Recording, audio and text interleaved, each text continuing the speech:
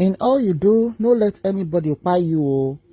Reactions trail the announcement that Mariam Sanda, who was sentenced to buy presidential pardon by President Bola Ahmed Tinubu. Hello everyone, you're so much welcome. For those who have been current with the news online, especially for events that are very heartbreaking of DV, one of those cases that stand out is this one between Mariam Sanda and Biliamino Bello. This couple were couples that of course you envy, you wish well, when they got married, because their marriage was just like every other young couple, beautiful, colorful, seemingly looking forward to a beautiful life together, living happily ever after. But we know that a lot of times happily ever after just exists in novels, not in real life. And unfortunately, this ended really badly. Sometime in 2017, we heard about what happened between these two, where they were said to have issues as a couple, bordering on infidelity on the part, allegedly, of Biliamino. When that happened, of course they had an argument, basbos and all of that, and some of their friends came around. They tried to resolve, placating the wife, calming her down and everything. Reportedly, it was said that she saw, messages of another woman, her husband chatting another woman, and that actually triggered her and ticked her off. So they had it really bad. The argument was heated and all of that.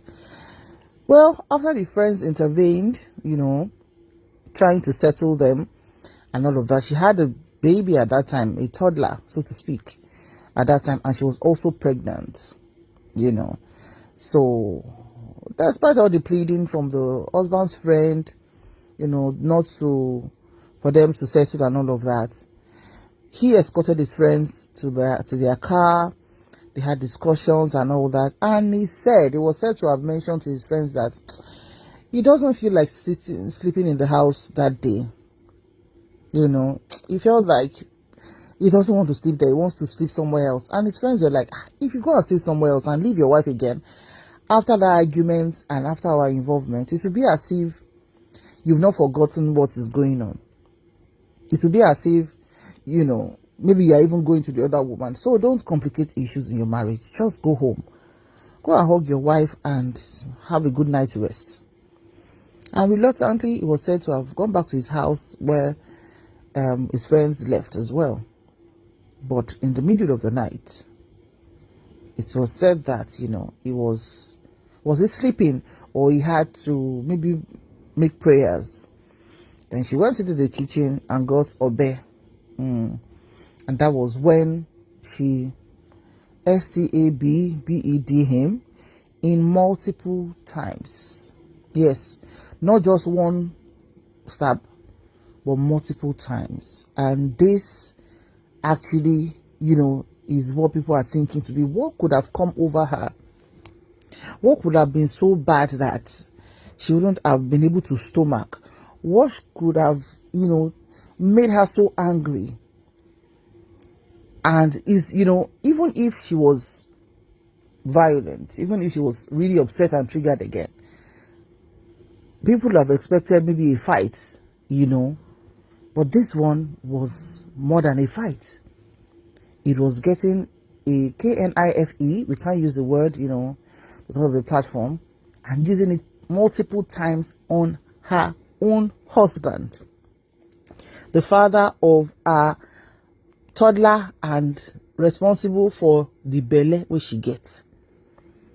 How far can we go when we're upset? How close should we be to our spouses when we are upset? What should we do? What should we run from? This unfortunate incident that happened on the 19th of November 2017 is one that we can never forget in a hurry. It was so heartbreaking. It was so heartbreaking. And what people are thinking to be like, Is it village people? Is it just anger? That the worst that she could have seen on her husband's phone was maybe he planning to get married to another woman. As in, that's like the thing. And he's a Muslim. He has the right to get married to 4 wives. So apart from her, Islamically, he has the right to have 3 other wives. So what could be that trigger as in something that is so out of this world? And the truth is, nobody has the right to take another person's life. Forget the fact that this is coming from a wife doing this to her husband, because most of the time, it's always very loud when the husband does that to his wife. All hell will break loose. Women will be talking, saying, men are this, some men are this, some men are that. But this time around is on the other side. What kind of anger can engulf a woman to even do that to a stranger? How much more your lover, your friend, your husband, the father of your children? Is unthinkable. This clemency from the president was announced by the special advisor on information and strategy, Bayo Ononuga. And Sanda, Mariam now is 37 years old because she spent 6 years and 8 months at the Suleja Medium Security Prison Correctional Center, Bikotoza Center in Suleja. This decision, people are thinking, how did they get the presidential pardon? How did this come about? Well, according to Mr. Ononuga, he said the decision came due to begging from her family, that the begging was much. And they said they prayed that she was freed because of the best interest of her 2 children. God, oh. God, oh. He added that the pardon was also based on her good conduct in custody and a remorse and embrace of a new lifestyle. So those are the grounds. Pleas from the family because of her 2 children and also due to her good conduct while she has spent 6 years and 8 months in the correctional center. My people, now are those 2 reasons enough reasons why she should be left? Because of course the courts ruled and said that she should be sentenced to pie. It's a lot to swallow. The question is, how would Biliamino's family take this? As a human being, if Biliamino happened to be your husband, your brother, younger or older, your cousin, how would you feel? Now to the other side of the divide.